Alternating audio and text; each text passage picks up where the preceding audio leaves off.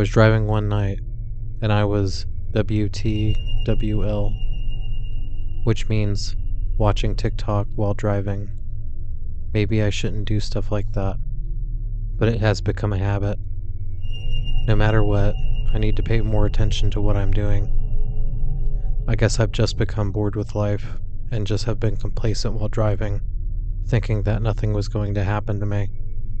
However, something happened one night that made me change my ways. While I was half driving and watching TikTok, a car came into my lane and was coming right towards me. I did not notice and continued to drive forward, unknowingly right towards some headlights. The car was far, and I could not see the headlights beaming into my face quite yet. I looked up at the last minute and saw the car coming right at me. I was able to swerve at the very last second to avoid a head-on collision. Unfortunately, the oncoming car got enough of my car to send me spinning out of control. After a while, my car finally stopped spinning. I was in shock and my car was totaled, but luckily, I wasn't injured. However, as I was sitting in the car waiting for the police to arrive, I noticed a figure walking towards me. The figure coming towards me looked like some kind of monster out of a horror movie. The figure was covered in blood, and their face was almost completely destroyed. They reached out towards me with their hands, as if they were trying to grab me, and I screamed and scrambled out of the car. I got some distance between me and the monster.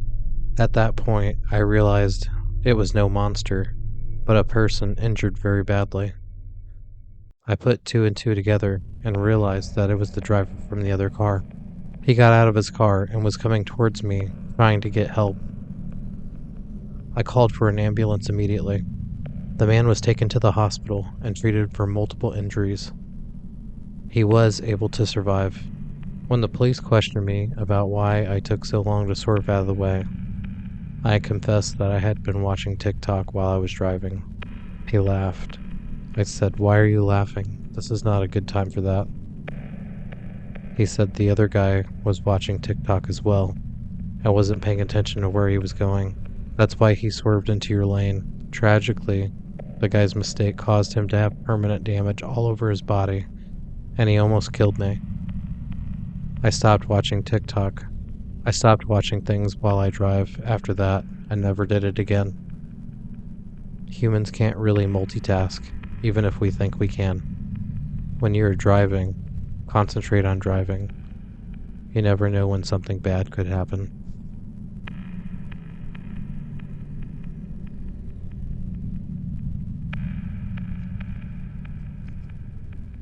It was late one night, and I was driving home from a friend's house, and it was raining heavily.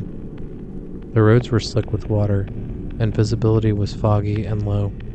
A fog layer had descended on the road, and it was extremely difficult to see anything. As I was driving, I suddenly heard a loud bang and felt the wheel jerk out of my hand. My car hit a deep pothole, and I lost control completely. I tried to regain control of the steering wheel, but it was too late. The car careened off the road and into a ditch. I was terrified, and my heart was racing. I was stuck in the car and couldn't move. Suddenly, I heard a knock on my window. It was another driver who had seen the accident and called for help. The man helped me out of the car. I was shaken up pretty bad and felt sore. I don't know what was hurt, but I could see blood in my car. It must have been coming out of me somewhere, but I couldn't tell where it was coming from. The man that saw the accident asked me basic questions about my age, height, weight, things like that. He said it was to pass to the EMT personnel when they showed up, which made a lot of sense to me. So I told him. Clutching my stomach in pain, I tried to answer the questions. Suddenly, something changed with this guy. The questions became really disturbing. He asked me when I lost my virginity, and if I preferred to be a top or a bottom. I'm sitting there bleeding, and he's asking me some pretty intrusive questions.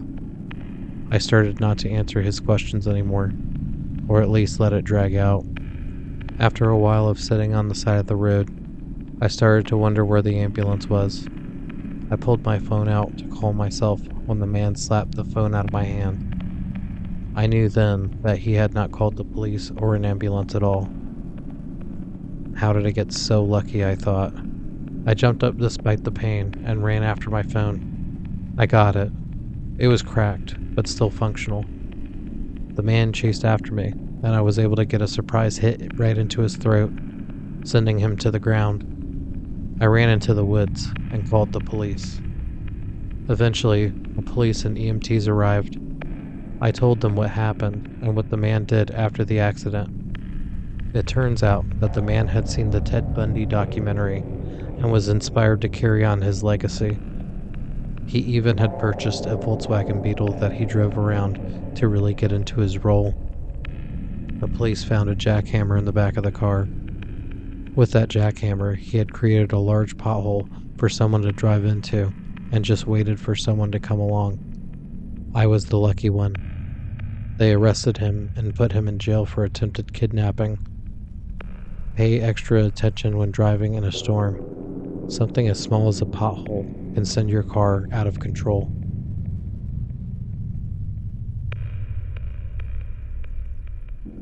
One night, I was driving home from an AA meeting. I was a self-referral, and I'm lucky I'm still able to drive. I had not ever drank and drive, but drinking has kept me in the house a lot, and I've missed a lot of opportunities hanging out with others that I could have experienced if sober. So I actually go to AA meetings for the help. It was a dark and stormy night, with heavy rains and strong winds. As I was driving, I suddenly heard a loud noise from the back of my car. I looked into the rearview mirror and didn't see anything, but I felt a shuffling in my car, and I noticed that my tire had blown out. I panicked and pulled over to the side of the road. As I was going for the handle to get out of my car to change the tire, I heard a loud knock on my window. I turned to the window and saw a man standing there, soaked from the rain and looking very menacing. I think he was drunk. As I got out, I looked at the guy. I went over to get the stuff for my tire and lay it all out so I could fix it. I tried to ignore the man and focused on changing my tire, but he kept trying to talk to me. He demanded that I give him a ride. I told him, okay, but I have to change the tire first, and then I could give him a ride, but he would just have to wait.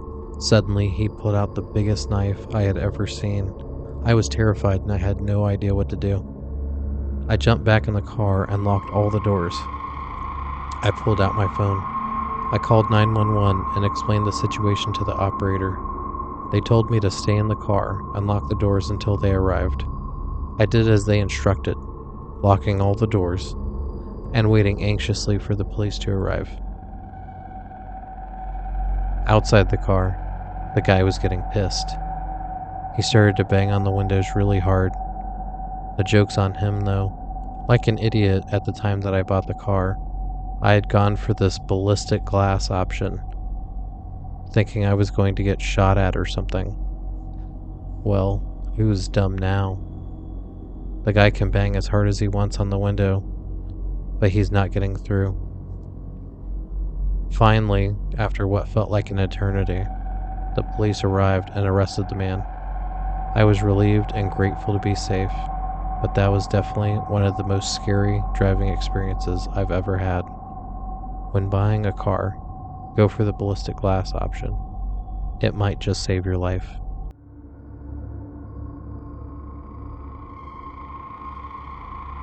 It was really late when I pulled into the desolate gas station off the highway in the middle of nowhere. The flickering fluorescent lights barely illuminated the dirty building and oil-stained concrete. As I saw this, I shuddered at the thought of spending any more time in this creepy place than I had to. Pulling up to the pump, I looked around my general area, feeling paranoid, but did not see anyone around me. I quickly fueled up and realized I didn't have my credit card. I only had cash, so I had to go inside and pay. The cashier, a thin man with greasy hair and a creepy smile, seemed to be staring at me with a disgusting vibe. He was giving me looks up and down, and it was obvious. I just want to get my gas, and I want this guy to stop being the worst man on the planet. I paid as quickly as possible and tried to make my escape, but as I tried to open the door, I noticed something strange. The doors to the convenience store were locked. I tried to push them open, but they wouldn't budge. Panic set in as I turned to the cashier for help, but he only chuckled and continued to stare at me with the same sinister smile. "What's going on here?" I demanded, trying to keep the fear out of my voice. "Oh, nothing much," the cashier replied in a smug tone. "I just like to keep my customers here a little bit longer. It's more fun that way." I could feel my heart pounding in my chest as I tried to come up with a plan. I remembered my cell phone in my pocket and fumbled to dial 911, but the cashier was too quick for me. He lunged at me, knocking the phone out of my hand and sending it skidding across the floor. I backed up against a wall, trying to keep my distance from the crazed man in front of me, but it was too late. The last thing I saw was the glint of a knife before everything went black. When I woke up, I was tied to a chair in a dingy back room of the gas station. The cashier stood over me, still smiling that sinister smile. "Welcome to my little game," he whispered. "You will be here for a while, just like all the others." I closed my eyes and prayed for a miracle, knowing that I may never make it out of this creepy gas station alive. As my eyes were closed, he took his knife and cut the rope from my hands. I was confused, but then he turned out the lights and started hunting me. I knew I didn't have much time and needed to develop an escape plan fast. The good news is that I have some pepper spray in my bag. I got it out and waited quietly. I also grabbed a rock that I found under the shelf I was hiding behind. I heard his heavy breathing coming closer to me. He must have smoked 2 packs of cigarettes a day and couldn't help but breathe heavy. He came around the corner of the shelf to the aisle I was hiding in. He saw me and ran directly at me. I smashed a rock over his head and pepper sprayed him in the face. I pushed him down to the ground and grabbed his keys. I unlocked the door and got in my car. I was able to get away successfully. The next time I get gas, I'm going to a more public location. Be careful of getting gas at night. You don't know if the threat could be outside or inside the gas station.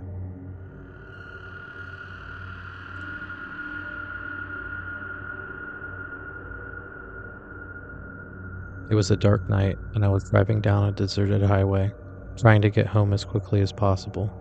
I had been on the road for hours, and my stomach was growling with hunger. Just as I was about to give up hope on finding a place to eat, I spotted a dimly lit gas station off in the distance. I pulled into the station, relieved to finally have a place to rest and grab something to eat.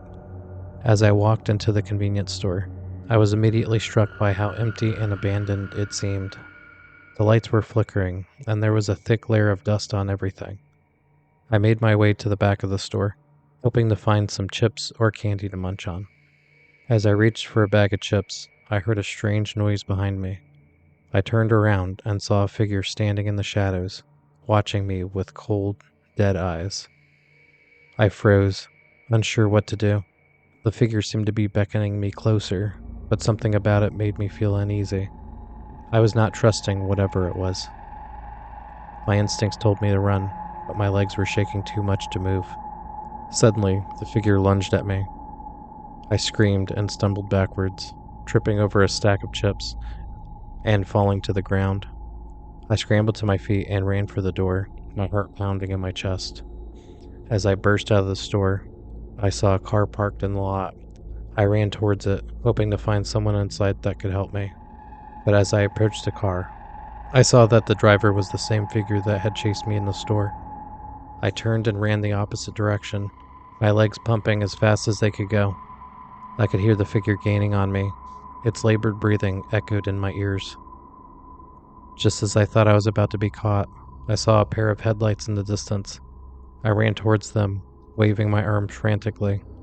The car slowed to a stop, and I threw myself inside, sobbing with relief. As I caught my breath, I looked over at the driver, expecting to see a kind stranger who had come to my rescue. But to my horror, the driver was the same figure that had chased me in the gas station. I screamed and tried to open the door, but it was locked. The figure turned to me and spoke in a voice that was both familiar and terrifying. And with that, figure drove off into the night, leaving me trapped in the back seat with the doors locked, with me wondering what was about to happen.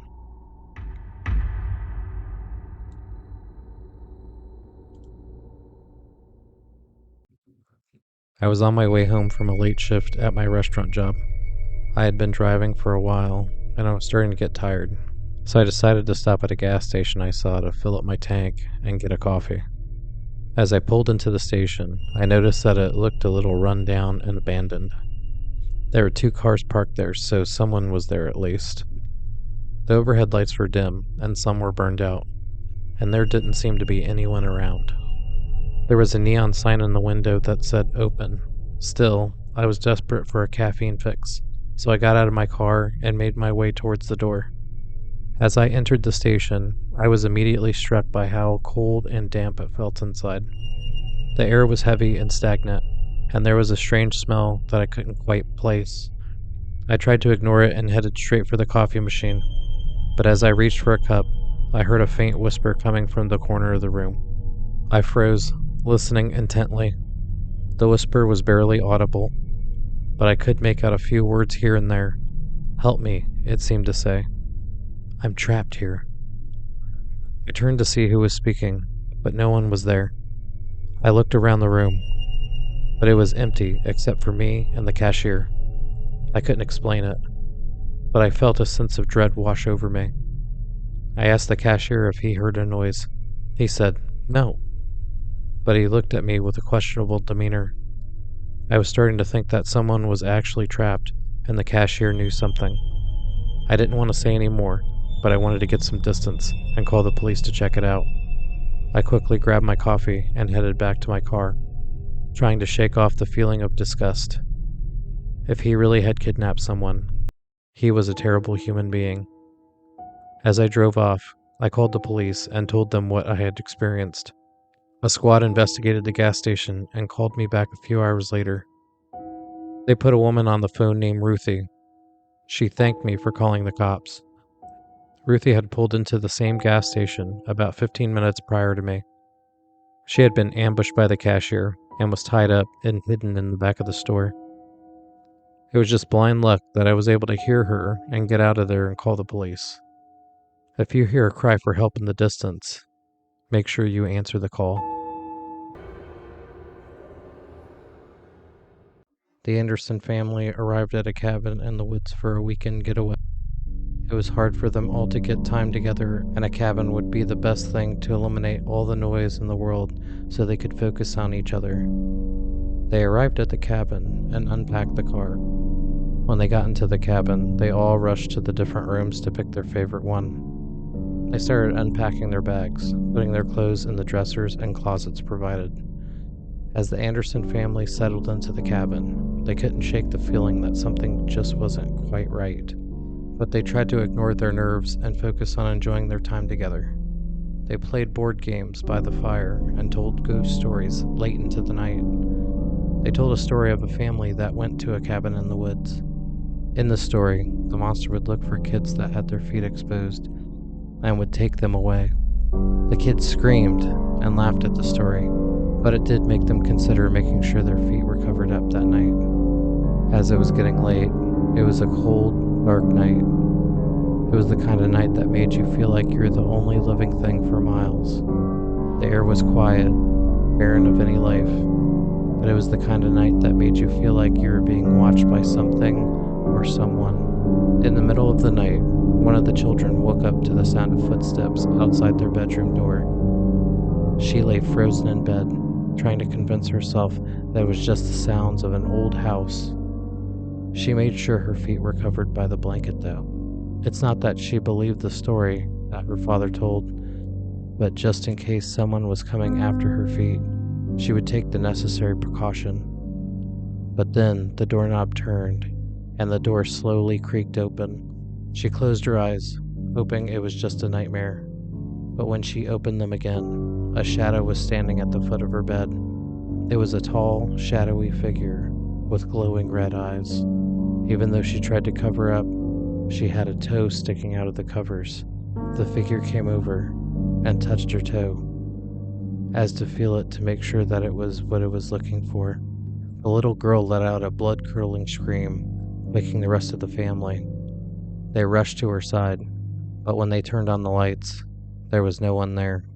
Suddenly, the door to the room slammed shut, and there was a loud commotion in the kitchen area. The father pulled the door hard until it opened. Suddenly, the door to the room slammed shut, and there was a loud commotion in the kitchen area. For a brief moment, they were all locked inside. The father pulled on the door hard until it opened. He ran into the kitchen to see what happened. All the dishes were broken all over the floor. All the drawers were open, and the cabinets were wide open. The family members all looked at each other and wondered what they should do. Try and stay in the cabin after what happened, or just get out while they could. So the Anderson family packed their bags and left the cabin in the woods that very morning, never looking back. They never knew what had been lurking in the shadows, but they never wanted to find out.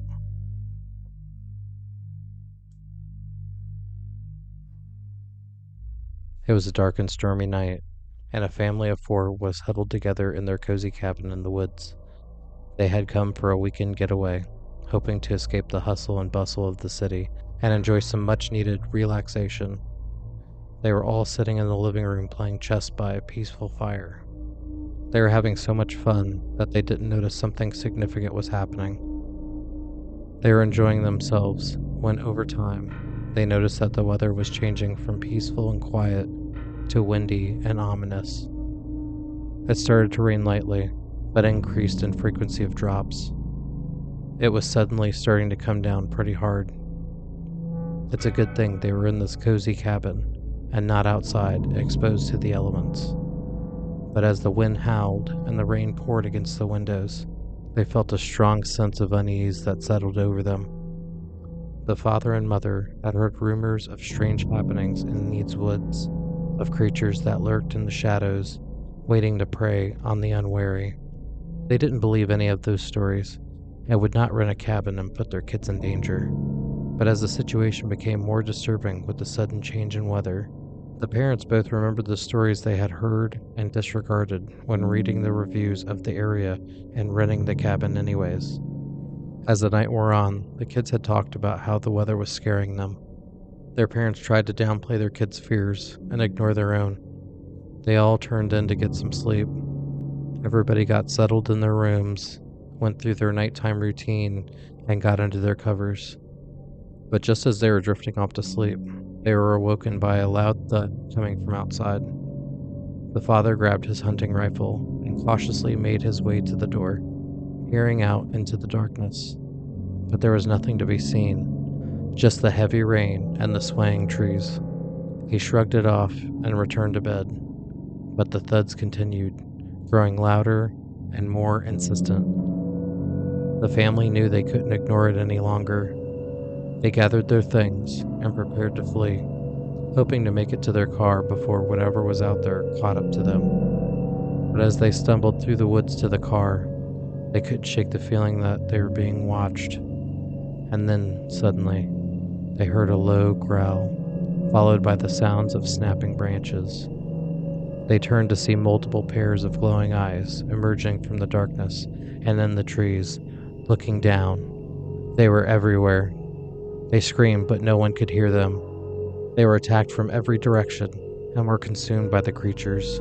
The family was found a few days later when the owner of the cabin found them torn to pieces and was unable to positively identify the perpetrator of the heinous murder. The story of the cabin made the paper, but the locals knew better than to be surprised. They already knew what the creature was that attacked the family. They had seen them before and knew not to go into those woods in January, when the moon is full. Little did they know, their cabin in the woods was a place of legend, a place that everyone avoided at all costs. It's said that the creatures that attack them still haunt those woods, waiting for its next victim to stumble upon its territory. The creature's name is a troglodyte. The group of troglodytes came out of a nearby cavern in search for some food. They stumbled upon the family and decided to get a snack. The family was in the wrong place at the wrong time. Leading up to the incident, The local news had reported on incidents that had occurred around town. The parents of the family had heard the stories, but disregarded the information as untrue. Just a bunch of hillbillies making up fantasy stories. The owner of the cabin even told the family to be careful when the sun goes down, as there are some predators in the area. He told them that even if there's a knock at the door at night, don't answer it. I guess the parents didn't listen. When staying at a cabin in the woods, do your research.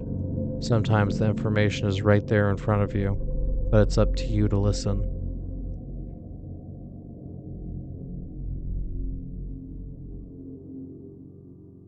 Zach and Isabel Johnson decided to stay in the cabin deep in the woods. The location they picked was very secluded, and they would have plenty of peace and quiet. It was right in the middle of nowhere. They had planned the trip for weeks, excited to get away from the city and spend some quality time together. In this day and age, you have to pay a premium to get away from it all. Unfortunately, it can lead to some trouble if something were to go wrong. The couple pulled up to the cabin and noticed that it was really true. There was nothing else. They checked their phones. They did not have any signal either. Finally, they unpacked their bags and moved in for the weekend. Off in the distance, they could see the sun setting on the tree line. The night started off peaceful and quiet. They enjoyed the sounds of crickets and frogs in the distance. As the night went on, strange noises echoed through the woods. The sounds of nature suddenly stopped, and the strange noises were taking over. They both looked at each other when all of a sudden, there was a shift. The sounds of nature suddenly stopped, and the strange noises were taking over. They both looked at each other when the sudden shift in noises occurred, but neither of them wanted to point out the obvious. They both decided to go in the cabin, where it was safe. As they were playing chess by the fireplace, the noises outside grew louder and more frightening. It sounded like footsteps pacing outside their front door. There were howls, like 100 animals were outside, looking for some human to eat. There was a loud bang at the door, then another, and another. Something was trying to get in the cabin. Whatever was outside was scratching at the windows. There was a loud sound, like the sound of a tornado. They were overcome with a loud sound that sounded like a tornado. The cabin started to shake. The loud pitch was like being in a tunnel while a freight train is passing by. The sound was deafening and disorienting. Zach and Isabel were panicking and needed a way out of this. Zach grabbed his wife's hand and ran to the back of the cabin. He told her he didn't know what was out there, but they were going to die if they stayed there. He saw a window and threw a dining room chair through it, clearing all the sides with broken glass with the chair. He climbed out and helped Isabel through the window. They both ran to their car and got in. They started it up and drove as fast as they possibly could. Isabel looked back at the cabin and saw what appeared to be hundreds of wolf-like creatures banging on the walls of all sides of the cabin. Zach had luckily picked the only area of the cabin where the wolf-like creatures were not banging on the walls. When they got to a safe location, they called the police. Zach talked to the police, and they did not seem surprised about the incident. They told Zach that this kind of stuff happens around here. Some people go missing. It's something we have had to live with. Apparently, the creatures did not know how to get in houses. If they would have stayed inside, they would have been fine. Zach and Isabel did not reserve another cabin again. They stayed in the city, enjoying all the noise they could.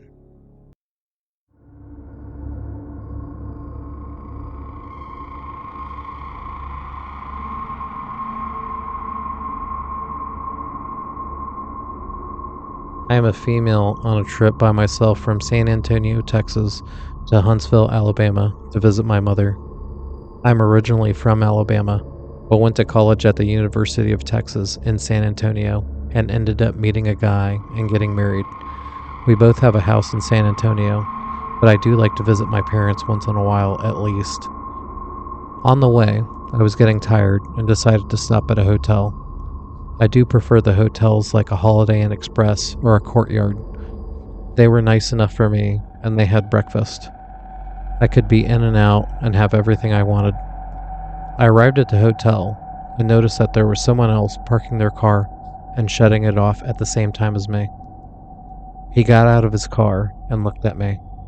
I waved hi and started heading in the front entrance. The guy followed me in, obviously, as he must be checking into the same hotel.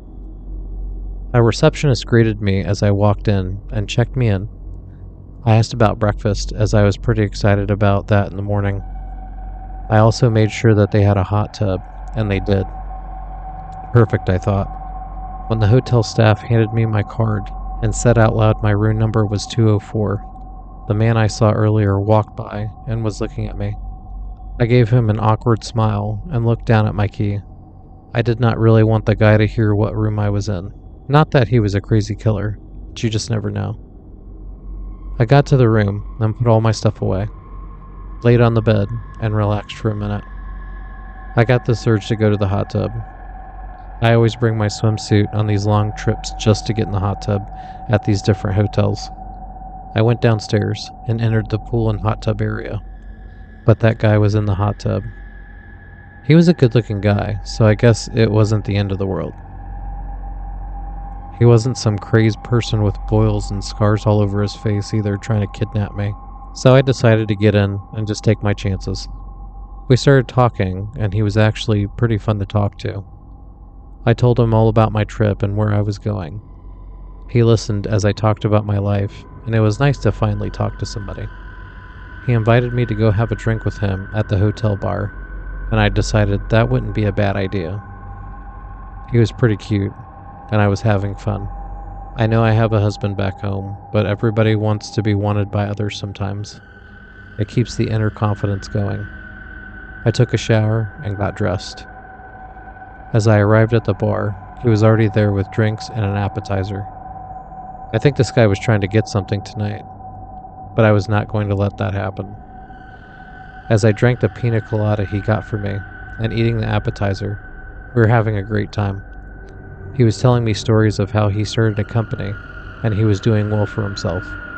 He told me he was currently on a trip. He was on the road to scout an area to lay ground for a new location. As I was listening and looking into his beautiful eyes, I started to get really tired suddenly. I tried to shake it off, but I was starting to have issues with my motor skills. I was having trouble picking up my fork. I was hoping he didn't notice, because I was starting to have some major thoughts. I had told this guy way too much information about me. He knew I was all alone and not expected at my destination for some time. I was a sitting duck and knew I was in danger. I told him I had to go to the bathroom in my best impression of an upbeat personality. It seemed to work, and I went down the hotel hallway where the bathroom was located. I went right past it and got to my room as soon as possible. I had trouble getting my room key in the slot, but managed to do it. I slammed the door shut and put an extra lock across the door. Then I fell backwards. I woke up on the floor to the hotel front desk calling me. I answered the phone. The front desk said it's 3 o'clock and checkout was at 11. They said they had been calling me since 11 and even knocked on the door multiple times. I was out cold. Then I remembered what happened last night. I felt so stupid I took a drink from a complete stranger when I was all by myself. But I was so glad I was able to get out of the mess I had made. I explained to the front desk what happened, and they were shocked. They did not charge me for an extra day and apologized for what happened. They reviewed the CCTV footage and told me that this man had been caught stalking female guests before.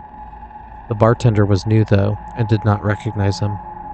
I got back in my car with a splitting headache, but was okay. When you are on a road trip, be careful who you trust. Sometimes evil people see an opportunity and try whatever they can to get what they want.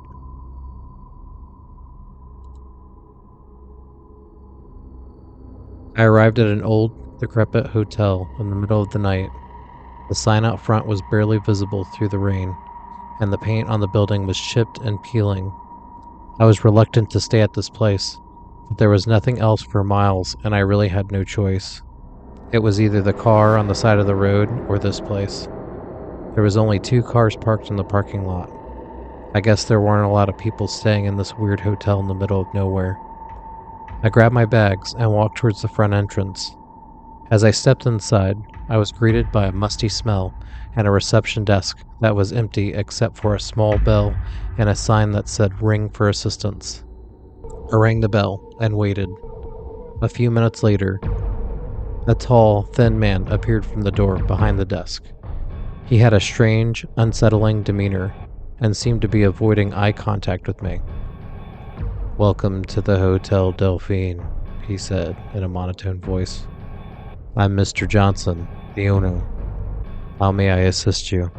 I asked for a room for the night, and Mr. Johnson handed me a key without a word. He pointed towards the stairs and told me to follow the red carpet to room number 312. As I made my way up the stairs, my creepometer was going off about this place. The red carpet was threadbare and stained, and the walls were covered in cobwebs. When was the last time someone actually stayed here? When I finally reached my room, I was relieved to see that it was at least cleaned and well maintained. I tried to shake off the eerie feeling I had and settled into bed for the night. But just as I drifted off to sleep, I heard strange noises coming from the hallway. It sounded like someone was dragging something heavy down the corridor. I tried to ignore it and go back to sleep. The noises only got louder. Eventually, I couldn't take it anymore, and I decided to take a look and see what was going on. I opened my door slowly and peered out into the hallway, but I didn't see anything. As I turned to go back to my room, I noticed a faint light coming from under the door to the room next to mine. I couldn't resist the urge to see what was going on in there, so I quietly made my way over and noticed that the door was cracked a little bit, and I could see in slightly. I know I shouldn't have been peeking in there, but I'm nosy, so sue me. Inside, I heard the faint whispers and sound of something dragging across the floor. I knew I should have just gone back to my room, but I wanted to know what was making that noise. I thought there was no one else here, but maybe there was. Were they another traveler just trying to get through this desolate part of land before reaching civilization once again? I slowly opened the door and peered inside, and what I saw sent shivers down my spine. There was a group of people in the room, all dressed in red robes and chanting in a language I didn't understand. In the center of the room, there was a large stone altar with a naked woman lying on top of it. I realized in horror that the main person leading this ritual was none other than Mr. Johnson himself, the hotel owner. The group of people surrounding the naked woman were performing some kind of ritual. At that point, I knew I had to get out of there before they noticed me. I did not want to be the next one to be sacrificed or whatever they were doing. I stumbled back to my room, my heart racing with fear. I packed my things as quickly as I could and fled the hotel, never looking back. I never found out what happened with this strange group of people, but I knew I never wanted to see that creepy hotel again.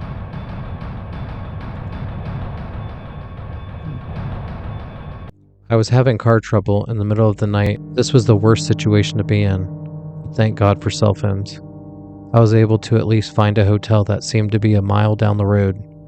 This was a great relief to me because I was not going to be able to do anything about my car until the morning. Unfortunately, my car stopped a mile away from the location, so I got out with my bag and started walking. I walked the mile, dragging my rolly bag when I finally arrived at my destination. However, this is not what I expected at all. There was something about the Hotel Casanova that made my skin crawl. It was an old building that seemed to be abandoned for years. The windows were all broken, and the paint was chipped and peeling. But I was only staying there for one night because my car broke down on the side of the road, and it was the only place I could find. Coming up on the place and seeing the condition of it, I was starting to worry that this place wasn't even open. If I couldn't get in tonight, what was I going to do? Walk a mile back? As I walked through the front door, I was immediately hit with a wave of musty, stagnant air. The lobby was dimly lit, and the floorboards creaked under my feet. I could see cobwebs in the corners of the room and a thick layer of dust covering everything. I walked up to the front desk, and there was no one there. I called out multiple times, but there was no response. The hotel had power, so someone must be around, right? After I walked the lobby and saw no one in sight, I decided to just go behind the counter and grab a key. This won't end bad, right? I made my way up the creaky stairs to my room. When I opened the door, I was immediately hit with the smell of decay. The room was small and cramped, and there was a strange, musty smell coming from the bed. I decided I am just going to lay in the bed with my clothes on and set an alarm for the morning. If I can get some sleep, I can take care of all my stuff and get the hell out of this crazy place. I definitely locked the door to the room and checked it twice. I was not going to get axe murdered in the middle of the night. As I tried to ignore the weird situation that I was currently in and just get some sleep, I couldn't stop thinking about this hotel. I was so tired from driving though, and really needed a little bit of sleep to get through the rest of the trip. I was hoping for a quiet night, but that's not what happened. As I lay in bed, I could hear strange noises coming from the walls. It sounded like someone was scratching the walls or dragging something across the floor. I tried to brush it off as just old pipes or something. The longer I lay there, the more the noises grew. There should be no noises since there's no one in this abandoned hotel, unless there is someone here that I have not seen. All that was going through my mind was some crazy squatters with machetes that would kill me if they found me. I couldn't stop thinking about it. I start hearing loud bangs outside my room. Now I was getting really scared. This is getting real, and I didn't want to get murdered by this crazy shit going on in my head. I panicked and busted a window out. I grabbed all my stuff and got through the window. I started walking towards my car, and as I was looking back at the hotel from a good distance, I saw 5 guys come out of the front entrance with machetes, looking all around the area for me. I eventually got back to my car and crawled in the trunk through the back seat. When morning came, I called the closest tow company I could find and paid extra to get the car to a legitimate servicing station, miles from this eerie hotel. I never looked back at that creepy hotel, and I never forgot the feeling of unease that lingered with me for days after. If you're on a road trip, make sure you have road assistance of some kind. It could save you from a situation that you don't want.